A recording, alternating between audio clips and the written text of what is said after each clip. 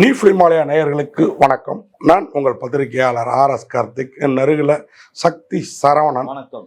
நாங்கள் ரெண்டு பேரும் இன்னைக்கு நமது விமர்சன விவாதம் நிகழ்ச்சியில பயமறியா பிரம்மை. பயமறியா பிரம்மை. பயம் அறியல அப்படிங்கிறதே பிரம்மை தான். பயமறியா பிரம்மையாம்.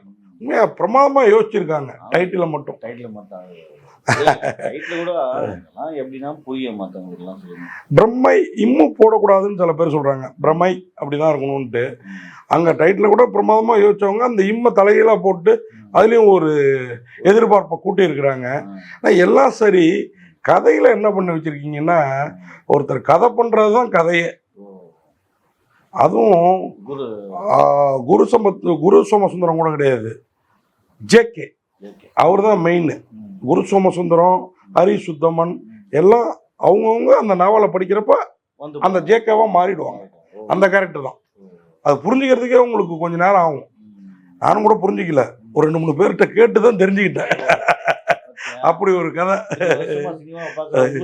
குழப்பி விட்டாங்கன்னா JK, குரு சோமசுந்தரம் எல்லாரும், ஹரிஷ் சுத்தமன்லாம் அவ்வளோ கிளாமரா வர்றாரு. ஜட்டியோட ஒரு 20 நிமிஷம் அவருக்கு ஒரு சீன், அதுவும் பொண்டாட்டிக்கு முன்னாடி.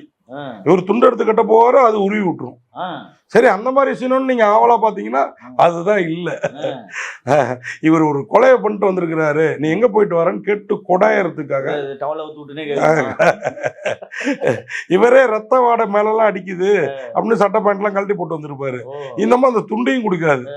எனக்கு தெரியாம நீ பண்ணிட்டு வந்துடல, இல்ல வர்றப்போ ஒரு இது என் வண்டி மேல விழுந்துருச்சு, நாய் அந்த ரத்தம் தான் அப்படின்லாம் அல்வா கொடுப்பாரு. அது கடைசி வரைக்கும் நம்பாது. நம்மளாலையும் கடைசி வரைக்கும் இந்த படத்தோட கதையை நம்ப முடியல. அது வேற விஷயம். அதுதான் பயமறிய பிரம்மை. என்ன பிரம்மை? JK அவர் நிறைய கொலை பண்ணிருக்கிறாரு.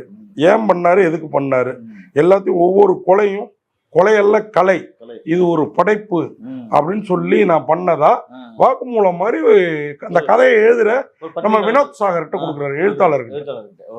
வினோத் சாகர் உண்மையா அந்த எழுத்தாளர் கேரக்டர்ல கம்பீரமா நிக்க முயன்று இருக்கிறாரு. சில இடங்கள்ல நிக்கிறாரு, பல இடங்கள் தடுமாறி விழுந்துடுறாரு, உட்காந்தே இருக்கிறாரு. ஓகேங்களா? ஜெகதீஷ் அவர் லைஃப்ல நடக்கிற இந்த கொலை கலை தான் மொத்தமும். குரு சோமசுந்தரம் ஒரு கொஞ்ச நேரம் ஜெகதீஷா வராரு, அந்த JDயோட கேரக்டரா. ஹரிஷ் சுத்தமன் கொஞ்ச நேரம் அந்த ஜெகதீஷா வராரு. அப்புறம் இந்த ஜெகதீஷ் இந்த கொலைக்கெல்லாம் தூண்டி விடுறது ஒரு மார்க்கெட்ல இவரை ஒரு பிரச்சனையிலேருந்து கவர்ந்து பண்ணி விடுற மாறன்கிற கேரக்டர்.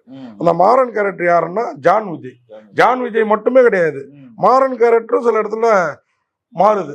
ஏகேன்ற ஒருத்தரும் மாறன் கேரக்டர் எடுத்திருக்கிறாரு. ஓகேங்களா? ஜெகதீஷ் கேரக்டருக்கு தான் 7-8 பேரு. நான் ஏற்கனவே சொன்ன மாதிரி குரு சோமசுந்தரம், ஹரிஷ் சுத்தமன், ஹரிஷ் ராஜுன்னு ஒருத்தர், ஜாக் ராபின் ஒருத்தர், இத்தனை பேரு ஜெகதீஷ் கேரக்டர். கபிலன்கிற கேரக்டர்ல வர்ற நம்ம வினோத் சாகர் தான் இவங்களை பேட்டி எடுத்து இதெல்லாம் பண்றாரு.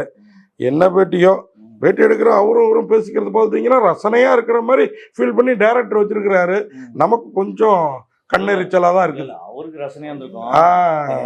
படம் பார்த்தோம், கிட்டத்தட்ட எனக்கு ஒரு 15 வருஷமா ஹாலிவுட் படம்லாம் பார்க்குறவங்க என்ன சொன்னாங்கன்னா, இது கொரியன் மூவி அப்படிலாம் நிறைய பேர் சொல்லுவாங்க. ஆனால் அந்த படம் மூவி பார்க்குறவங்க என்ன சொன்னாங்கன்னா, 2 வருஷத்துக்கு மேலே ஒரு மோசமான படத்தை நான் பார்த்துட்டேன். சொல்லவே எனக்கு கஷ்டமாயிடுச்சு. இப்போதான் மகாராஜன் போனவர் நல்ல படம் பார்த்தோம். இந்த மாதிரி மொக்க படம்லாம் ரசிகர்களை தியேட்டருக்கே வரவிடாம பண்ணுங்கிற மாதிரி OTTல ஓட்டுட்டும் விடுங்க.